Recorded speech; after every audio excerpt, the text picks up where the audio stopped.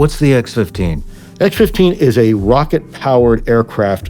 So right on the heels of the supersonic age, we had just, I think it was the X-1, was the experimental aircraft that Chuck Yeager used to break the sound barrier for the first time, roughly 763 miles an hour at sea level, plus or minus. The X-15 was a hypersonic vehicle that was to take people into space, believe it or not. In fact, the pilots have astronaut wings. Think of a long, skinny pencil with stubby wings on it. It doesn't even have landing gear. It has skids. And it's dropped from the wing of a B-52 at high altitude and then accelerates up to hypersonic speeds and goes to the upper limits of our atmosphere and into a low Earth orbit. In fact, if you look at that platform, the X-15, not only does it have wings and control surfaces, but because it flies so high, it has to have thrusters, just like a rocket, just like a space shuttle. And that was really, when you look at how we were testing, I think there were only 6 of those ever built. They started off with twin 500,000 horsepower engines. Then they switched it to a General Electric 1 million horsepower